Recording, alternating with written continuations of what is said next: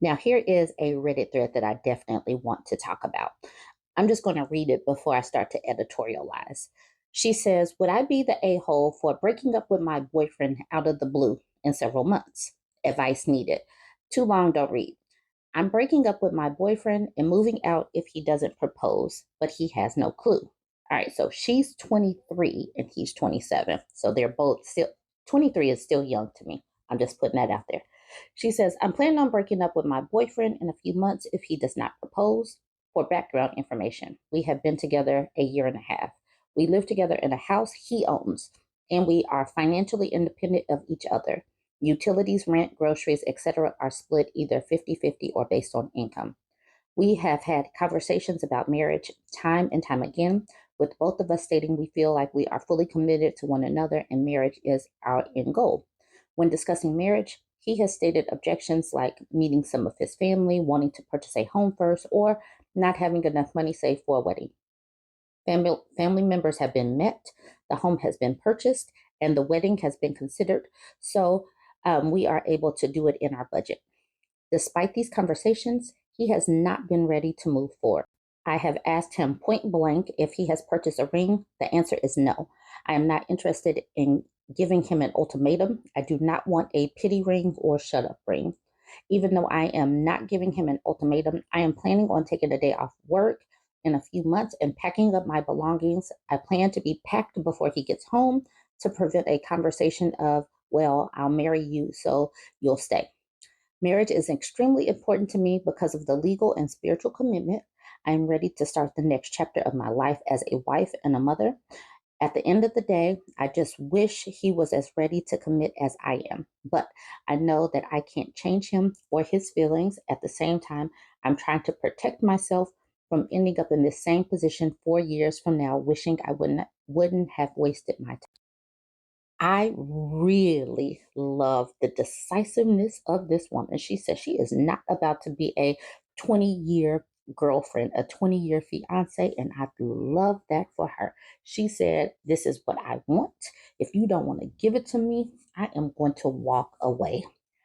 I love that for her. I love the decisiveness. I love it. Now, only drawback that I have, only thing that I see, 23 is so young to me. Your brain is not fully formed yet. Your frontal lobe isn't completely formed, but this woman is decisive. She knows what she wants.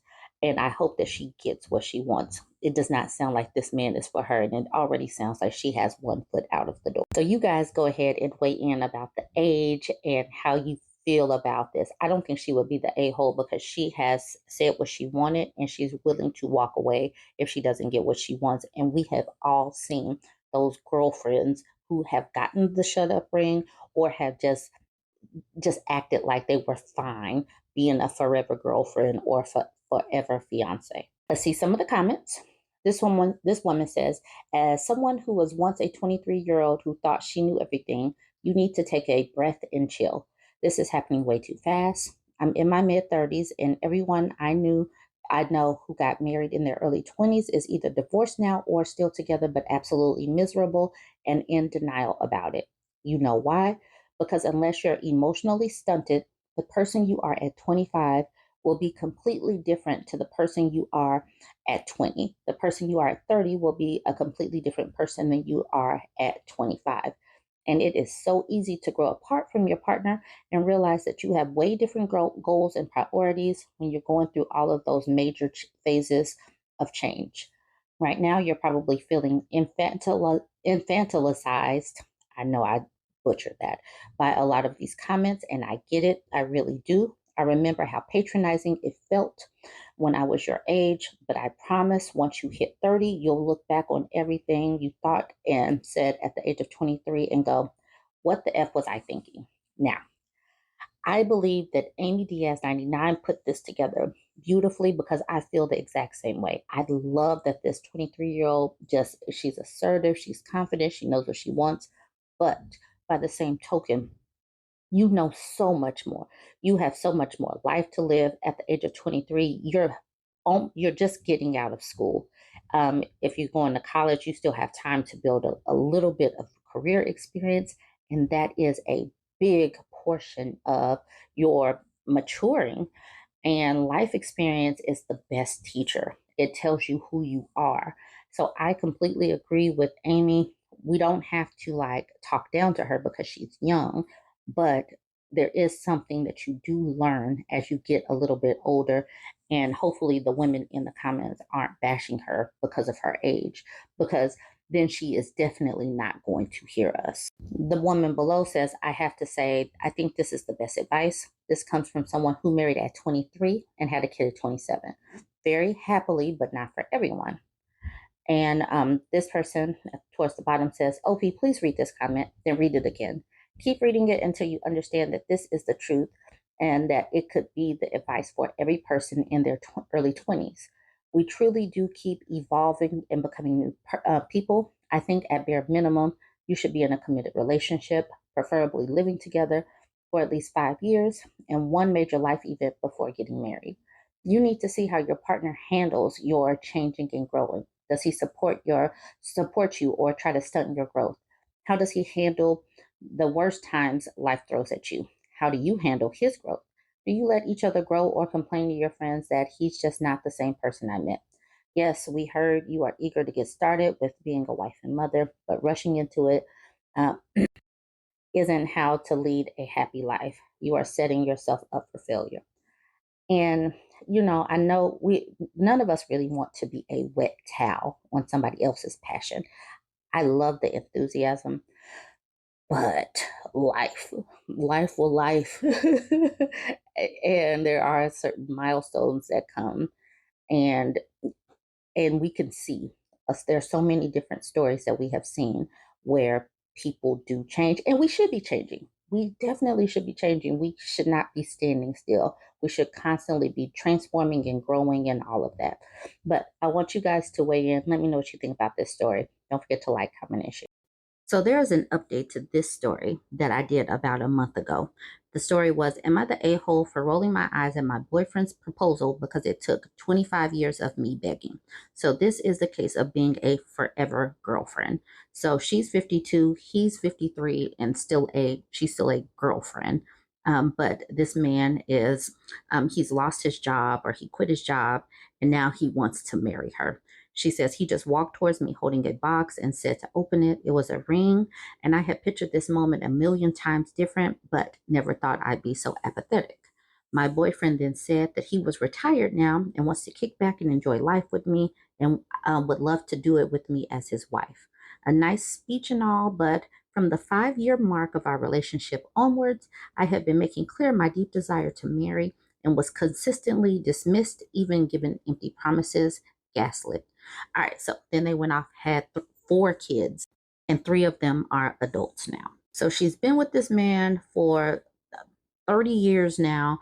They got 4 kids. 3 of her kids are grown, and she never put this on paper. So she's basically been living like this as a stay-at-home girlfriend, y'all. So she doesn't have any work experience, really. She has no retirement. She basically left her life up into the hands of this man. And she said, towards the bottom, these past few years, my boyfriend's career has taken a downturn. He will never be poor, but the company he was part of took a nosedive during 2020, and he made enemies out of associates and board members. And he decided to step back from his roles and take the generous severance. So he has investments. He's looking to relax. Now he's ready to get married because he doesn't really have much going on at work anymore. So she said that she rolled her eyes at this proposal. He noticed and he got offended. He was offended that she wasn't really ecstatic about getting married now. And he says she said he got mad and said that now that he's downsizing and no longer an executive, suddenly I think our relationship is disrespectful, and started implying that I was a gold digger. I was so angry. I walked out and said, I might just go out looking for a respectful relationship because I don't know what respect is anymore. And then she wonders if she's the a-hole. Okay. Then she did an update a few days later. She says, this is an update. At the time of my original post, my boyfriend and I had not spoken since the engagement fight.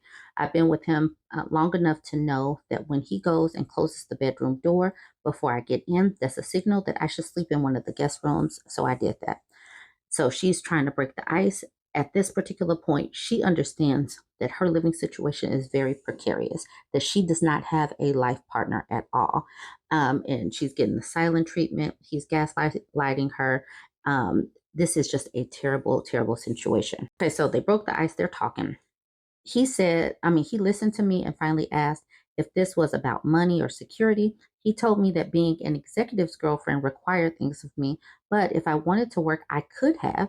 He said he doesn't think I'm grateful enough for the position in society I was in due to his career, but that he's not mad about the eye roll. He said he didn't succeed by being that sensitive.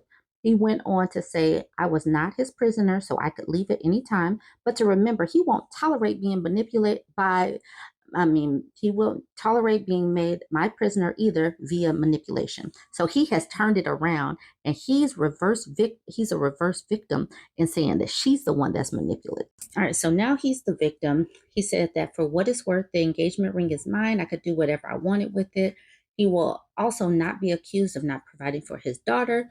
So rest assured that he won't shirk child support, but that he felt what I said before was emotional blackmail. So at this point, she's just trying to figure out what she's going to do with life. She is like, and she's coming from a place of no power. She's asking him to support her in getting her associate's degree. She knows that she needs some education.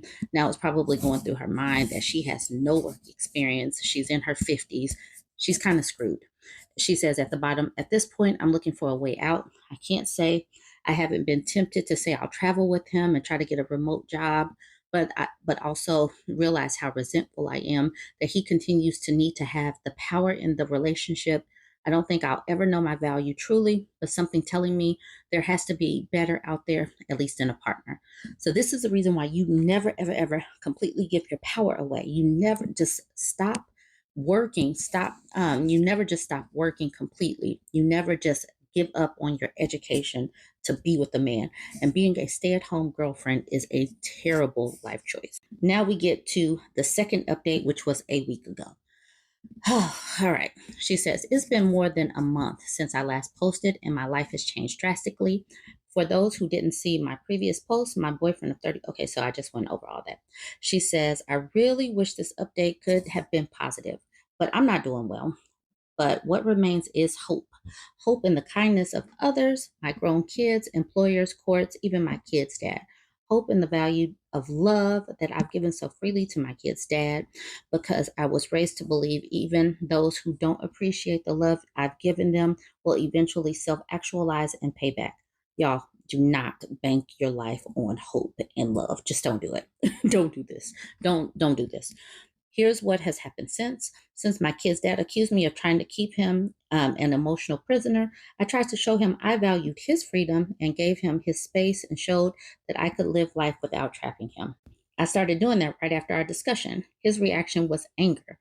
After our talk, he started glaring and picking fights over everything: the speed at which I did housework, my spending within his allowance, and cut it to nearly zero. Asked for the ring back during an argument. I took the comments to my post to heart, in particular, advice telling me that if I badgered, I should refuse to leave the house. If badgered, I should refuse to leave the house. Just a few days later, after our conversation about the engagement, he picked a fight and accused me of ignoring him. He said he wanted me out. I said, no, I deserve to be here. He responded by having a lawyer send me a notice telling me to vacate that day. It happened so quickly, I was too shocked to react. My kids were torn between dad's bluffing and try to leave, but now he's filed to evict. It's up to the courts now. I tried looking for legal aid, but the person I talked to was cold and implied that my status as a mom and partner won't protect me from eviction. I've tried sending out applications for office jobs, but was told by friends to be kind to myself because if one rejection comes, something better will be along. My adult kids suggested I apply for SNAP food stamps, and I haven't out of shame. They say if I do, and dad and I no longer live together, the government will help me collect child support. My grown kids said that they can't risk upsetting dad. My oldest told me a gas station was hiring night shift, and he tried to help once he graduated. just when I decided to just be grateful for the job, they rejected me after an interview where I spoke well. That hurt. But I keep having hope because every day there are new remote and non-remote jobs posted saying they'll train the right candidate. I'm applying to every corporation, it seems, with the hope that one of them will take a chance on me, give me an interview that I know I'll ace, see me for somebody pulling herself up. I know my boyfriend wants me to beg, but I don't know if that would make him drop the suit. I just don't know anymore. I am in my corner of the house trying to keep things normal and applying. All right, so she is applying for jobs. I don't know what else to say, but that ends my update for now. I maintain hope and dignity. This is the reason why when people say that marriage is just a piece of paper, it is absolutely not. This woman might end up homeless because she has no legal standing in being in that man's house. She has no work experience. She did not set herself up. She put all of her survival in this man's hands, and this is where she is. I just wanted to point all this out. There's no real reason to go through all of the comments. We're using this as a cautionary tale and a don't do this. Please don't do this. Don't be like this woman. Y'all jump in the comments. Let me know what you think. Don't forget to like, comment, and share. This is a sucky story. My husband cheated and gave me herpes. I hate him and I'm about to explode. My excuse of a husband has been cheating for a year and gave me herpes. I posted this in an infidelity group, but now I'm sort of realizing that I probably don't want constructive criticism or sane advice. I don't feel like doing anything rational right now. I just want to explode and to scream that I hate my husband more than anything on earth. I just want to be able to smash something and act totally undignified. I hate him. I hate him. I hate him. I'm a 35-year-old woman and have been married to my husband 40 for almost 10 years. We've been together for 13. 35 minus 13 is what, 22. So she's been with him since her early 20s, gave him her 20s. He has a job that keeps him away from home a lot. It's been that way for most of our relationship. I knew about this going into marriage. By now, I'm used to it. I miss him when he's gone, and there have definitely been times where I've struggled being on my own. But at this point, it's just the way our life is. I would worry about him and his safety and what to do if the toilet broke and silly stuff like that. I've never worried about him cheating on me. It's not that I have a huge ego. I just felt he was honest and dedicated to me only. Before we met, I know he dated many women. That didn't matter. He picked me, and I never had any suspicion that he was cheating. My world has been turned upside down over the last week. I had a sore on my genital area. I thought it was an ingrown hair. It initially looked like ingrown hairs I've had in that area before. I've always been able to remove them and the spot heals up.